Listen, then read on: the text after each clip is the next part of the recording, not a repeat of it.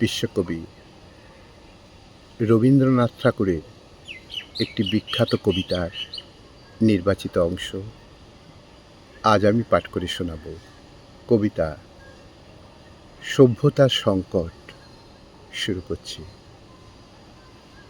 ভাগ্যচক্রের পরিবর্তনের দ্বারা একদিন না একদিন ইংরেজকে এই ভারত সাম্রাজ্য ত্যাগ করে যেতে হবে, কিন্তু কোন ভারতবর্ষকে সে পিছনে ত্যাগ করে যাবে?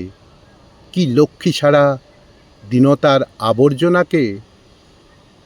একাধিক শতাব্দীর শাসনধারা যখন শুষ্ক হয়ে যাবে, তখন একই বিস্তীর্ণ পঙ্কসজ্জা দুর্বিষহ নিষ্ফলতাকে বহন করতে থাকবে। জীবনের প্রথম আরম্ভে সমস্ত মন থেকে বিশ্বাস করেছিলুম ইউরোপের অন্তরের সম্পদ এই সভ্যতার দানকে, আর আজ আমার বিদায়ের দিনে সে বিশ্বাস একেবারে দেউলিয়া হয়ে গেল। আজ আশা করে আছি পরিত্রাণকর্তার জন্মদিন আসছে আমাদের এই দারিদ্র লাঞ্ছিত কুটিরের মধ্যে। অপেক্ষা করে থাকব, সভ্যতার দৈববাণী সে নিয়ে আসবে। মানুষের চরম আশ্বাসের কথা মানুষকে এসে শোনাবে এই পূর্ব দিগন্ত থেকেই। আজ পাড়ের দিকে যাত্রা করেছি, পিছনের ঘাটে কি দেখে এলুম, কি রেখে এলুম, ইতিহাসের কি অকিঞ্চিৎকর উচ্ছিষ্ট সভ্যতাভিমানের পরিকীর্ণ ভগ্নস্তূপ। কিন্তু মানুষের প্রতি বিশ্বাস হারানো পাপ। সে বিশ্বাস শেষ পর্যন্ত রক্ষা করব।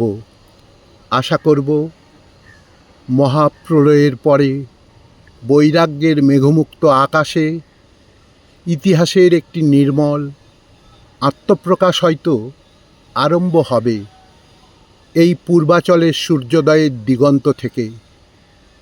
আর একদিন অপরাজিত মানুষ নিজের জয়যাত্রার অভিযানে সকল বাধা অতিক্রম করে অগ্রসর হবে তার মহৎ মর্যাদা ফিরে পাবার পথে।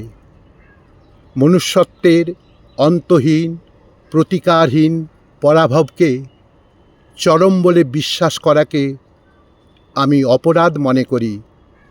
এই কথা আজ বলে যাব।